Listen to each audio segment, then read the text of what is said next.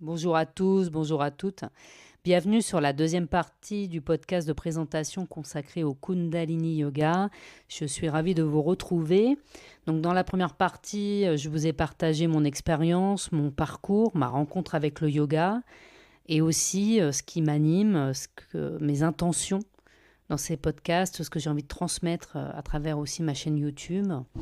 Dans cette deuxième partie, je voulais faire un petit point sur le yoga en général, vous parler des bienfaits et aussi vous apporter quelques précisions qui me paraissent importantes avant de commencer les épisodes par thème.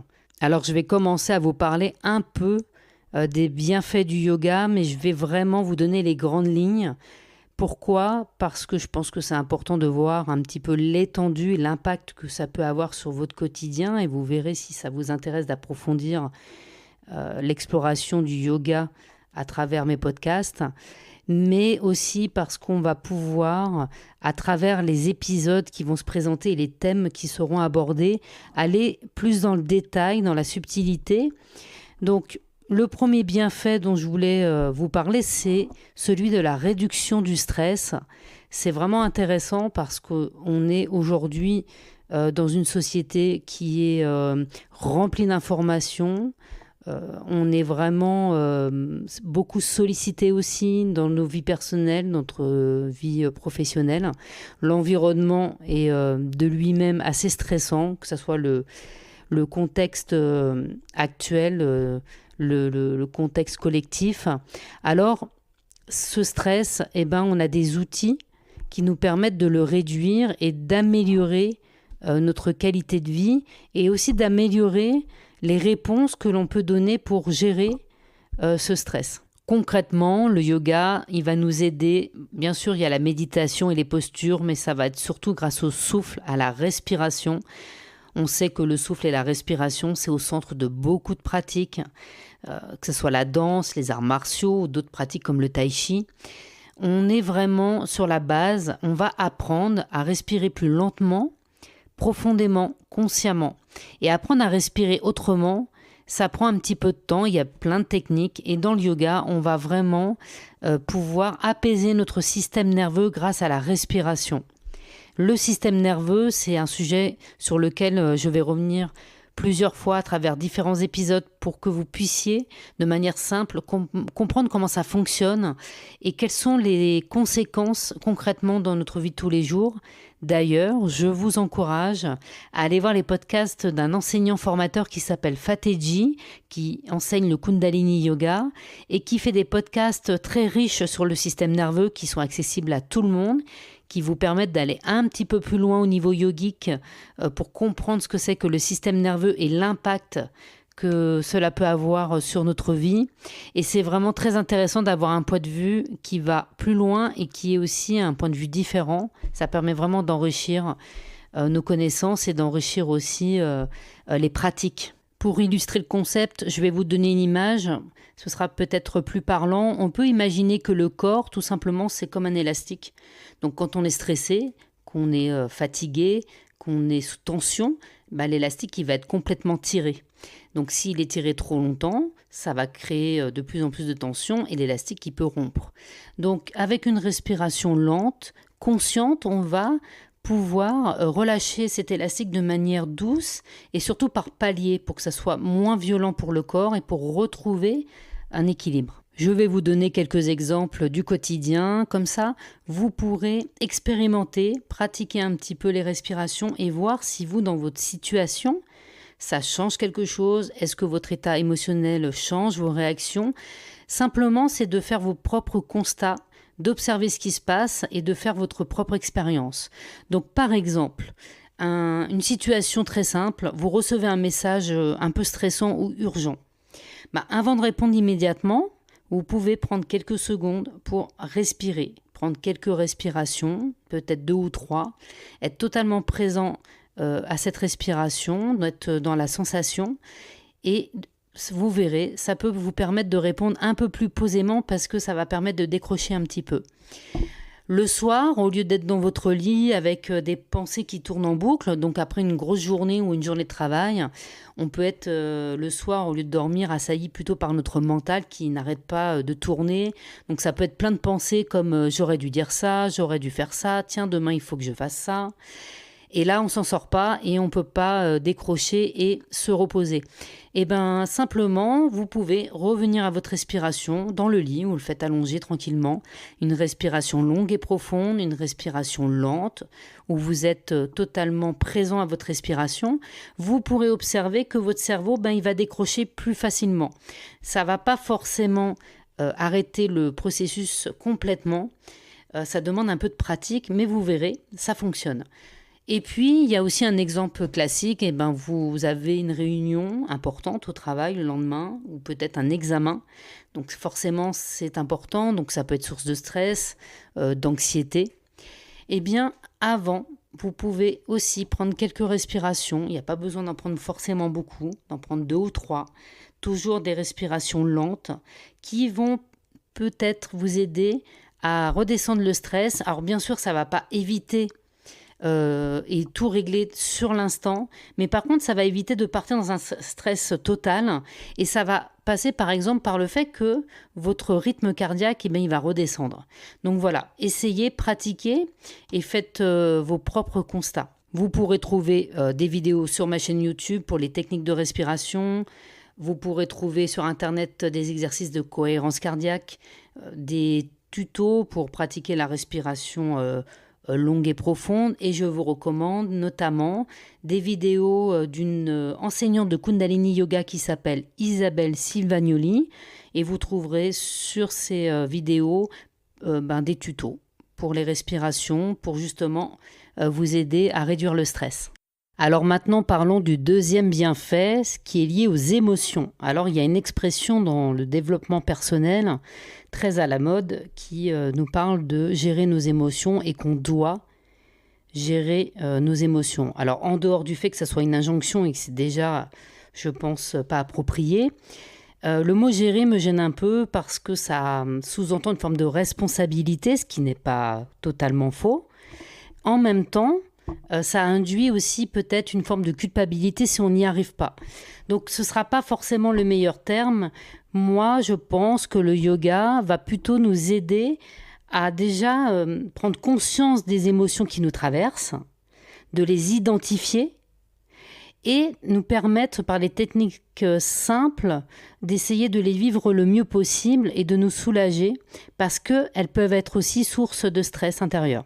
Pour être plus précise, une émotion qui va être trop forte, on va peut-être être submergé et perdre nos moyens. Par exemple, si je vous donne une image toujours, si les émotions sont des vagues, eh bien, on va être emporté, happé directement par la vague, on va perdre le contrôle, on va être dans la réaction plutôt que dans l'action réfléchie ou consciente. On ne va pas être en capacité aussi de réfléchir ou d'avoir un raisonnement parce qu'à ce moment-là, le mental, il va plus dominer.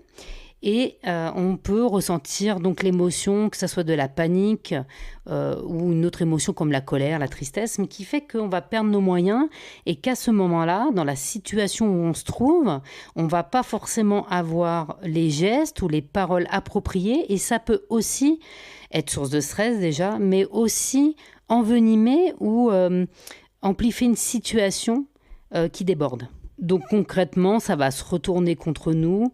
Alors là aussi, la respiration a tout son sens puisqu'on peut appliquer ce que je vous disais dans le premier bienfait, prendre quelques temps de respiration. Ça ne va pas résoudre tout le problème, mais ça va permettre sur l'instant de gagner un peu en recul. Ça va permettre, avec la pratique, d'apprendre à faire un petit peu un pas de côté pour pouvoir observer ce qui se passe. Pour reprendre l'image du surfeur, la différence là, c'est qu'on va voir la vague arriver, on va la sentir monter, on va plus être complètement dedans. Il y a une légère dissociation qui se passe où on a du recul. Et le yoga va nous apprendre à avoir ce recul, ce qui va permettre de choisir la réaction que l'on va avoir au lieu de la subir. Et c'est là que se pose la présence et la conscience. Et c'est ce petit moment-là, ce petit espace de présence entre ce que je ressens et ce que je vais faire qui change vraiment beaucoup de choses et qui peut changer des situations. Alors c'est pareil, ça se pratique, c'est au fur et à mesure qu'on pratique, cet espace de présence, il grandit et on a un impact plus conscient et plus grand sur les événements. On ne peut pas empêcher les événements d'arriver, on ne peut pas contrôler, c'est pas forcément du contrôle, mais comme le surfeur, on va apprendre à surfer avec la vague, à faire un avec la vague, mais tout en étant conscient qu'on n'est pas la vague. Grâce à la pratique, eh bien, ce qui se passe, c'est que plus cet espace de présence il grandit, et moins on va réagir automatiquement. Et on va développer une forme de présence intérieure. Donc, on va observer ce qui se passe en nous avant d'agir. Donc, je peux vous donner des situations concrètes. Par exemple, au travail, ça va être rester plus calme face à la pression, mieux gérer des conflits peut-être, être plus concentré, moins dispersé. Toujours dans les situations du quotidien, si vous êtes au travail et qu'un collègue ou une collègue vous parle un peu sèchement, sans recul, sans ce laps de temps où on va sentir la réaction monter en nous, prendre une seconde pour respirer, eh bien, sans cette présence, on va répondre directement, sans doute sur le même ton, voire pire. Si on prend ce temps, on va peut-être répondre plus calmement. En tout cas, la situation a plus de chances de ne pas dégénérer avec ce collègue. On a aussi la situation où on est déjà débordé au travail, on a plein de dossiers à traiter. Et là, vous avez votre responsable qui vient vous voir, qui vous rajoute une tâche et qui vous dit en plus, elle est urgente, il faut la traiter en priorité. Si on est déjà débordé, ça peut créer de la panique, de l'éparpillement, on peut se sentir complètement envahi.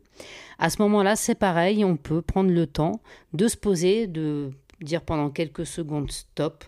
On prend le temps de respirer, de redescendre en pression. Et là, comme le mental va pouvoir reprendre un peu de place parce que l'émotion va, ou l'intensité de l'émotion en tout cas, elle va baisser, le mental va nous dire, tiens, il y a des tâches, est-ce qu'on ne peut pas prioriser ? Il y a une forme d'organisation qui va être possible et on va pouvoir avancer d'étape en étape. Je vous donne des exemples au travail, mais bien sûr, il y en a dans tous les domaines. Si vous avez des enfants, je pense que ce n'est pas les situations qui manquent, pour pratiquer en tout cas. Un dernier exemple dans les relations personnelles, si vous avez un proche en pleine discussion, qui ne vous répond pas comme on s'y attend, et au lieu d'imaginer directement le pire et d'interpréter, ce qui est assez dangereux parce qu'on est souvent à côté de la plaque, le mental, il adore interpréter et envisager le pire.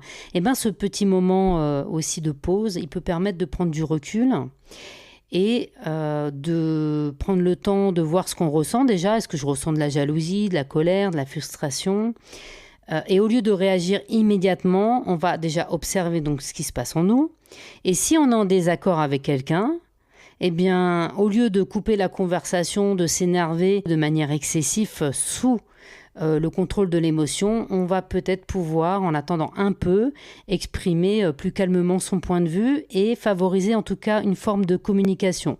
Ça, c'est dans l'idéal parce que c'est vrai qu'on est deux et qu'il faut que aussi l'autre soit dans la même démarche. En tout cas, ce qui est important de comprendre dans l'image, c'est que ça va nous permettre, au lieu de réagir comme un miroir qui va renvoyer immédiatement ce qu'il reçoit, on va pouvoir filtrer et pouvoir adapter la réponse qui est, en tout cas peut-être sur le moment, la mieux pour nous ou un peu plus juste. Et quand je dis juste, il n'y a pas de jugement de valeur, il n'y a pas de bonne ou de mauvaise réaction. En fin de compte, ça nous donne une chance par la présence d'avoir une réaction différente, en tout cas qu'elle ne se retourne pas contre nous, mais surtout de peut-être aussi pas regretter une parole, un geste qu'on a eu ou qu'on n'a pas eu, parce que parfois, ça peut devenir très difficile à rattraper derrière.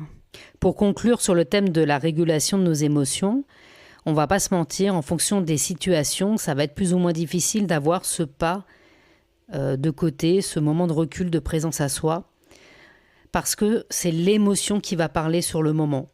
En tout cas, avec le yoga, il y a des techniques, des outils simples, accessibles à tous, où on peut apprendre à le faire. Comme ça évite de rentrer dans une forme de culpabilisation et on arrête de subir. On peut faire autrement.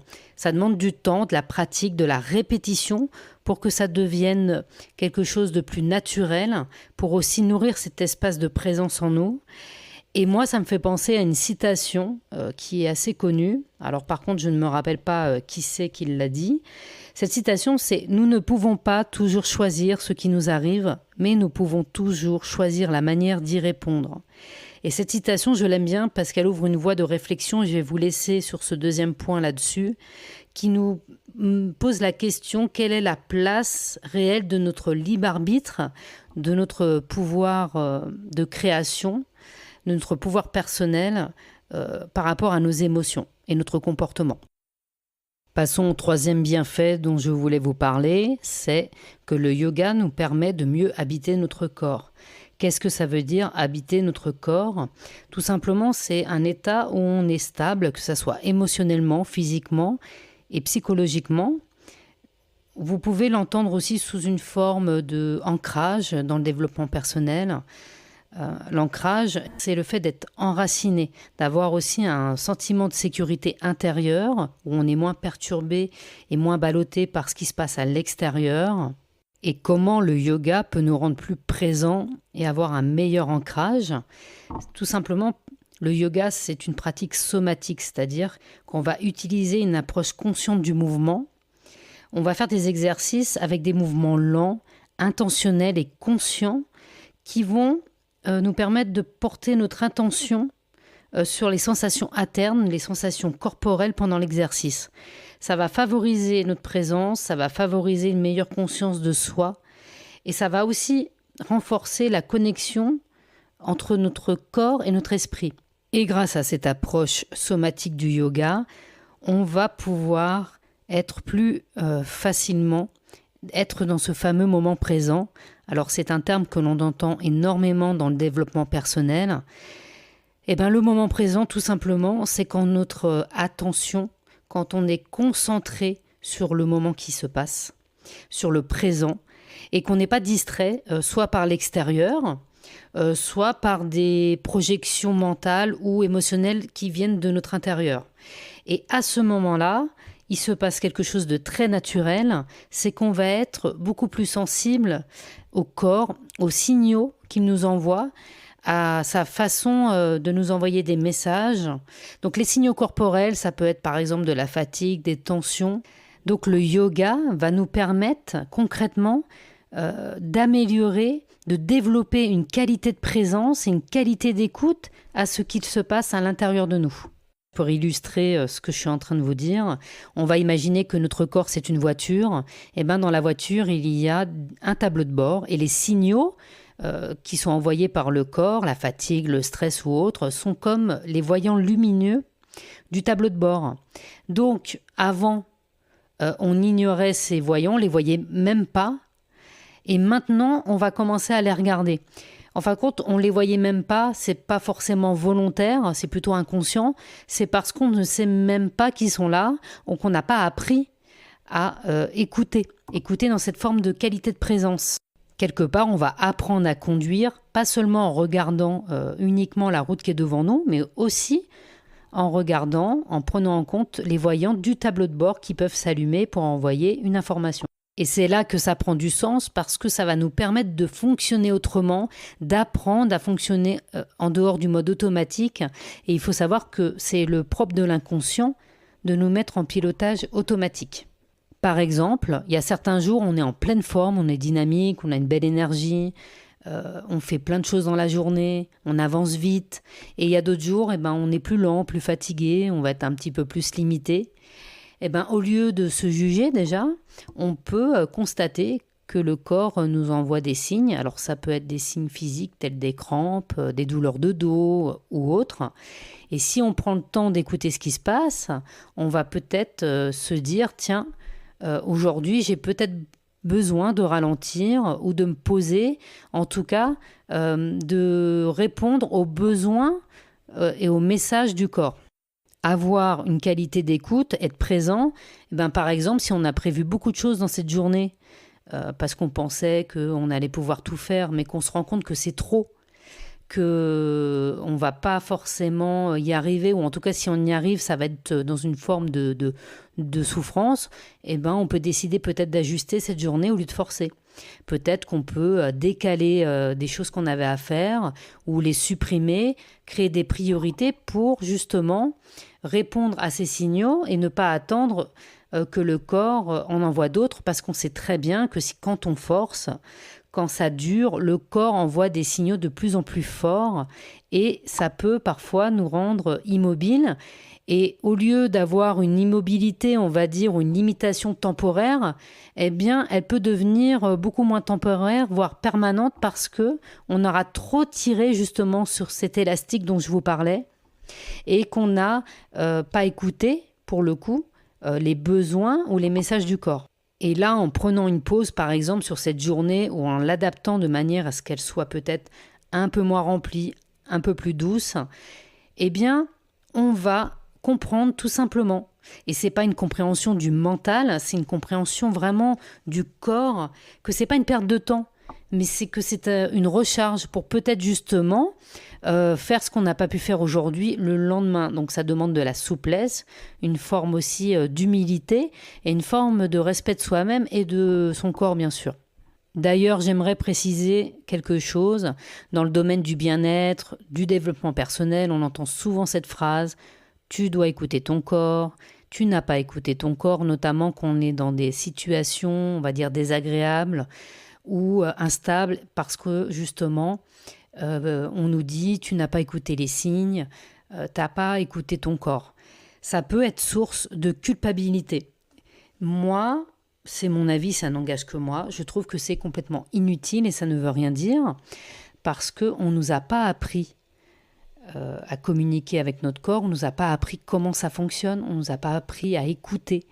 Et on est dans un monde qui favorise et qui stimule le mental. Et quand on est dans le mental, on ne peut pas être en connexion avec son corps, on a tendance à être coupé des sensations.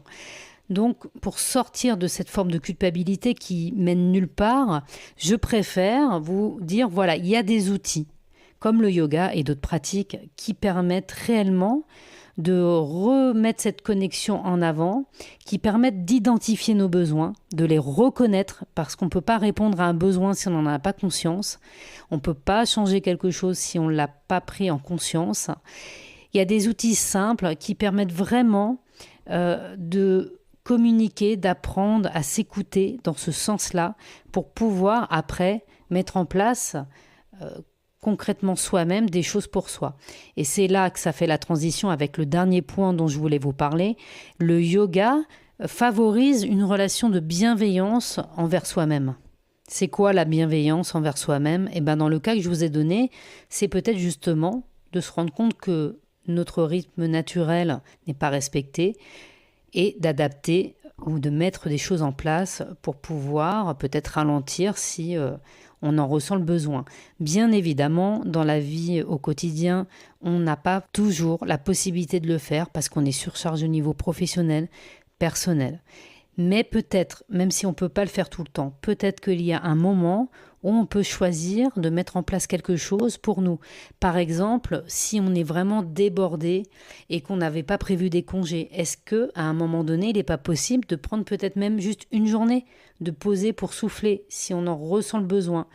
Donc ça permet vraiment, le yoga, de reconnaître nos besoins, de les identifier, de pouvoir y répondre. Et c'est là qu'entre une notion de responsabilité. Parce que quand on n'a pas conscience des signaux et des besoins, c'est sûr que c'est un peu compliqué d'y répondre. Par contre, si volontairement je décide d'ignorer mon corps, d'ignorer mon besoin, là, on prend la responsabilité de ce qu'on fait ou de ce qu'on ne fait pas. On va apprendre à ne plus être dans la performance permanente, le résultat.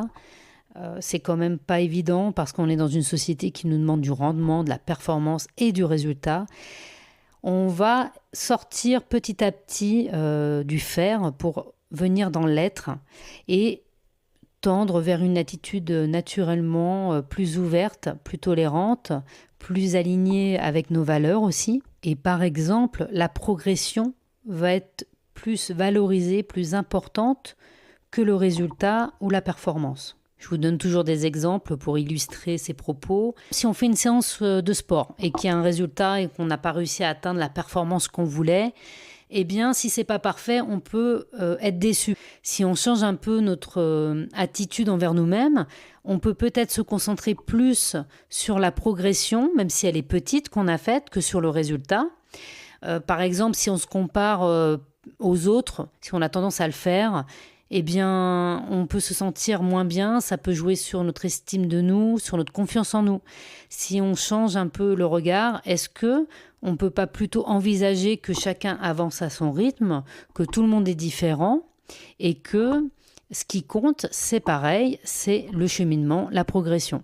Si on a tendance à avoir la critique facile envers nous-mêmes, à être plutôt exigeant, eh bien, on peut, pareil, avoir une autre attitude, on peut choisir, et c'est vraiment des choix, sur le moment de pratiquer, d'être plus doux avec soi-même, de reconnaître nos efforts et d'avoir moins cette pression envers nous-mêmes, cette exigence, cette dureté. Alors bien sûr, c'est pas toujours facile parce que c'est conditionné aussi par notre éducation, par nos croyances et par aussi notre environnement, la société. Mais par la pratique et la répétition, ça commence comme une graine qu'on a semée, ça commence à pousser, ça commence à prendre de la place.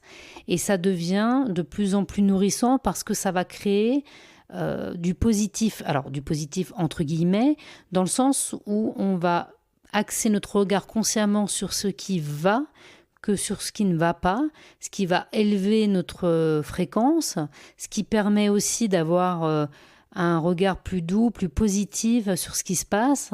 Et c'est très motivant, ça permet d'avoir de l'énergie pour continuer, pour se créer des beaux moments aussi. On va avoir la possibilité de pas s'en rajouter, de pas créer de la souffrance supplémentaire, parce qu'il y a des choses qu'on ne peut pas contrôler, mais on va pouvoir, en changeant d'attitude envers nous-mêmes, nourrir peut-être des émotions ou des sensations plus agréables, plus positives pour nous, qui vont nous porter plutôt que nous alourdir.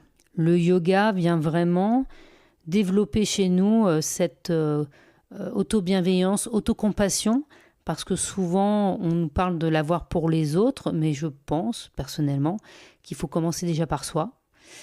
Et c'est vrai que dans le domaine du développement personnel, du bien-être, on nous répète souvent qu'il faut changer, devenir une meilleure version de nous-mêmes parce qu'on n'est pas parfait, qu'on doit corriger nos défauts, qu'on doit dépasser nos limites aussi. Alors que comment, c'est la question que je vous pose, comment aller quelque part si on ne sait même pas d'où on part? Donc c'est là que moi ça m'interroge sur ce milieu, parce qu'on ne peut pas transformer ce que l'on refuse de voir ou ce que l'on n'a pas conscience. On ne peut pas construire quelque chose de juste sur une image soit idéalisée ou déformée de soi-même. Pour moi, le véritable point de départ, la source de ce changement, c'est la qualité de conscience que l'on met dans notre quotidien, dans ce que l'on fait, de ce que l'on dit. Et il faut déjà commencer par se regarder, apprendre à se connaître, mais se regarder avec lucidité, à reconnaître réellement ce qui est en nous, sans dramatiser, sans juger, sans culpabiliser surtout. Et je pense que ce domaine du développement personnel a tendance à nous culpabiliser et au lieu de nous mettre en mouvement, ça a tendance à nous figer, à nous bloquer. Cette lucidité que nous offre la pratique du yoga, elle ne peut pas exister sans bienveillance. Si chaque découverte que l'on fait sur soi devient un motif de jugement ou de culpabilité, on retourne aussitôt dans le déni et dans l'illusion. Et c'est le piège, pour moi, du développement personnel à l'heure d'aujourd'hui.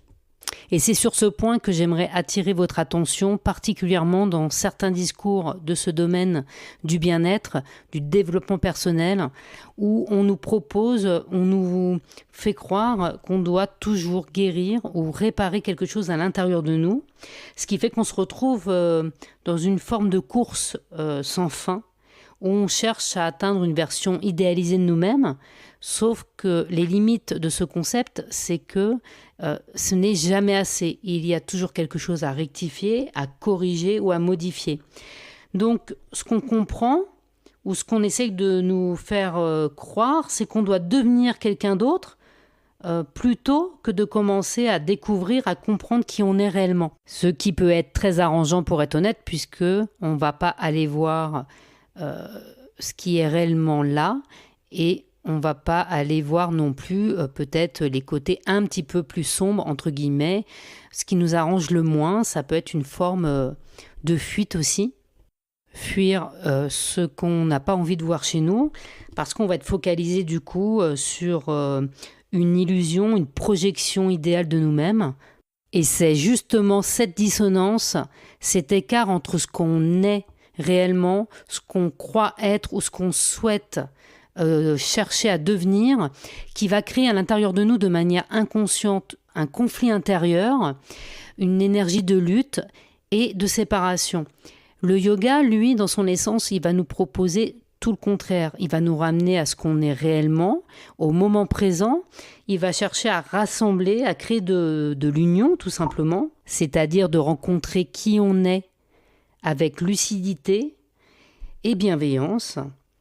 Et c'est quand on cesse de fuir, je pense, qu'on peut commencer à accueillir ce qui se présente à nous et que le véritable changement, il devient possible. Pour résumer, là où les injonctions un peu du développement personnel vont nous pousser à être tout le temps dans le faire, le yoga, lui, nous ramène à l'être. C'est là pour moi que l'illusion, elle est forte, parce que on nous fait croire qu'on est tout le temps en évolution, en changement, parce qu'on corrige quelque chose, parce qu'on veut atteindre quelque chose.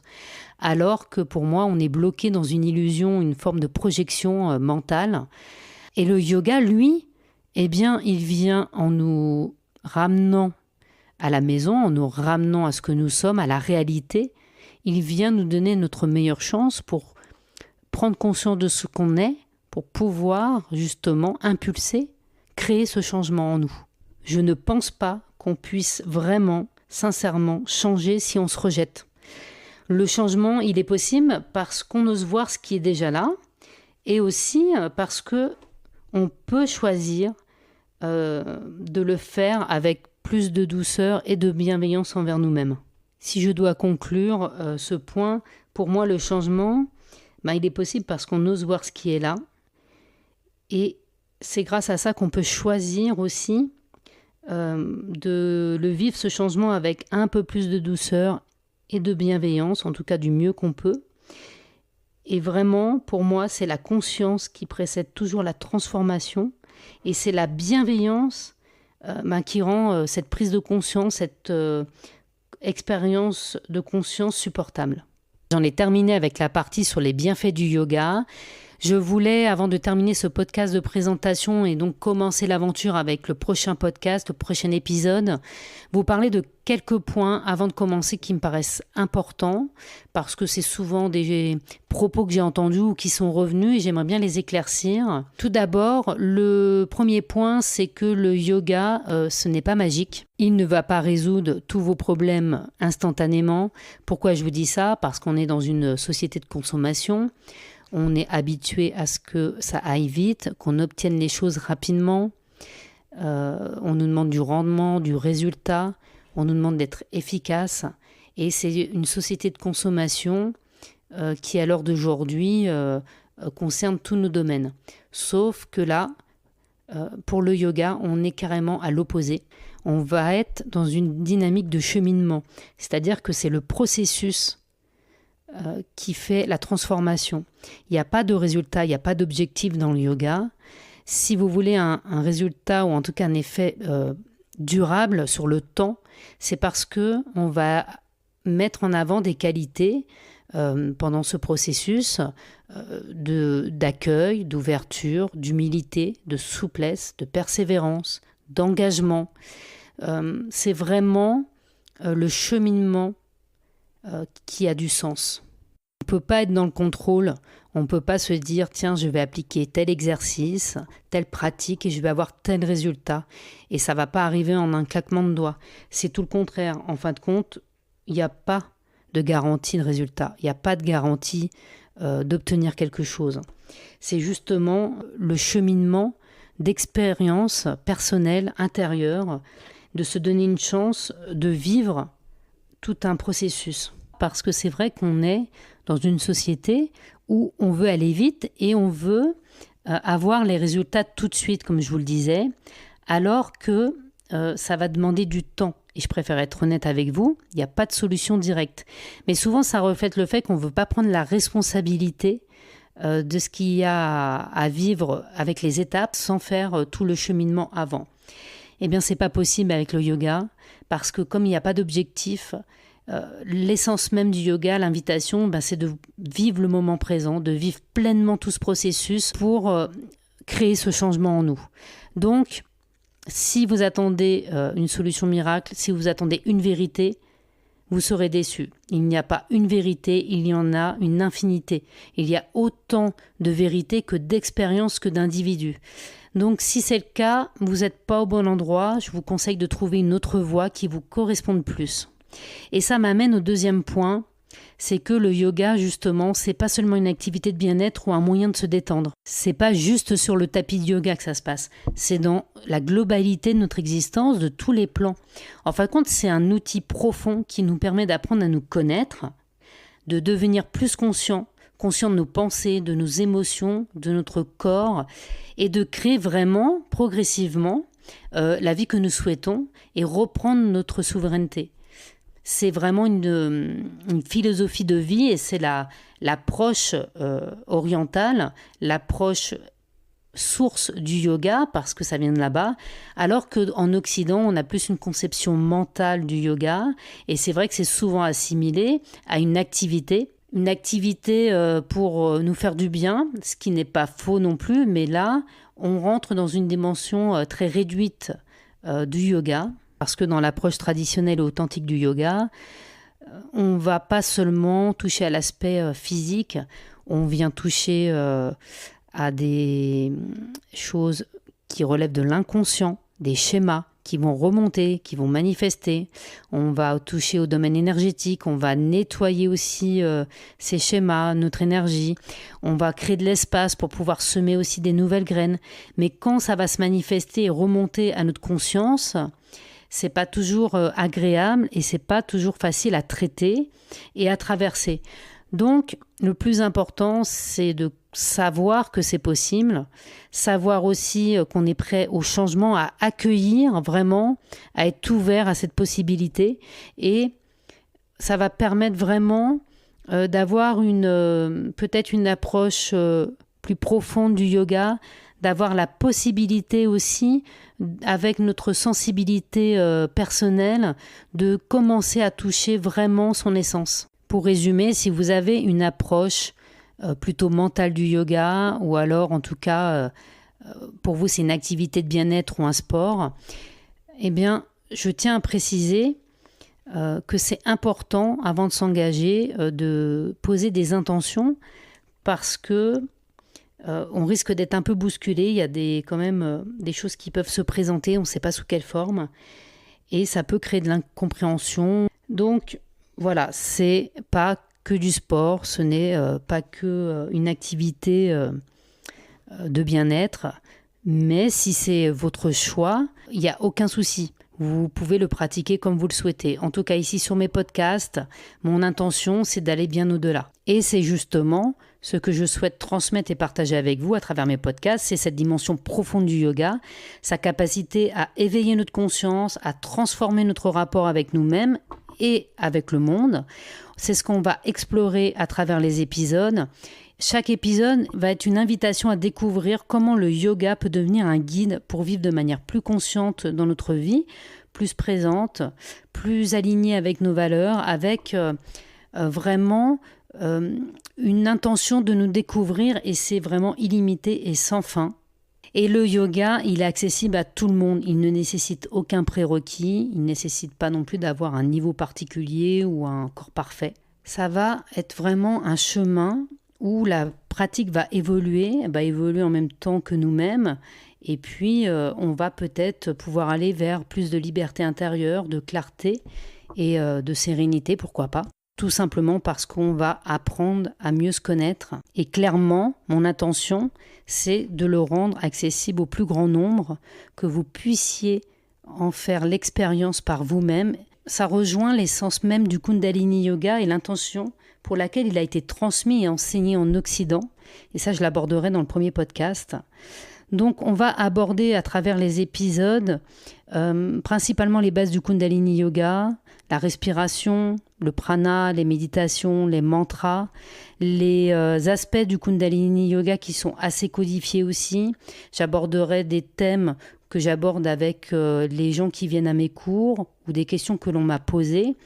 L'idée, c'est vraiment de rendre cet univers accessible, de créer un espace de réflexion et d'exploration autour du Kundalini Yoga et bien sûr de pratiquer. Et pour ça, j'ai des vidéos YouTube qui pourront accompagner mes podcasts et vous pouvez trouver aussi sur Internet d'autres enseignants et d'autres vidéos qui pourront enrichir votre pratique, bien sûr. Donc si vous êtes intéressé, curieux, ouvert et que vous avez envie de découvrir et d'expérimenter, je vais proposer des épisodes courts. Je vais essayer de faire entre 15 et 30 minutes maximum avec des concepts expliqués simplement et sans jargon. Petit rappel et dernier rappel avant de finir ce podcast. Les effets du Kundalini Yoga vont se manifester dans notre vie de manière tangible et vont contribuer clairement à améliorer notre qualité de vie jour après jour. Mais c'est toujours grâce à la pratique régulière, à la répétition de cette pratique dans notre quotidien. Le yoga et le Kundalini Yoga restent avant tout une expérience à vivre dans le corps et dans le souffle. Donc les podcasts vont apporter des repères, des clés de compréhension, des éclairages, mais l'essentiel, c'est la pratique et de le ressentir et de l'expérimenter par soi-même. Je pense qu'il est fondamental de se construire sa propre expérience et sa propre vérité intérieure plutôt que de se fier uniquement à celle des autres. Donc c'est l'invitation que je vous propose. Chaque écoute, chaque exercice, chaque réflexion va nous permettre de créer notre propre chemin intérieur, notre propre expérience et va nous ramener à nous. Et dans le premier épisode, nous commencerons par la question qui me paraît la plus évidente pour débuter cette exploration ensemble. Qu'est-ce que c'est que le Kundalini Yoga ? Quelles sont ses origines ? Pourquoi est-il si particulier ? C'est-à-dire, pourquoi il a traversé les frontières pour être enseigné ici en Occident ? Je vous remercie d'avoir été à l'écoute de cet épisode qui clôture ma présentation. J'espère vous retrouver bientôt pour ce premier podcast à thème. Je vous dis à très vite, Satnam.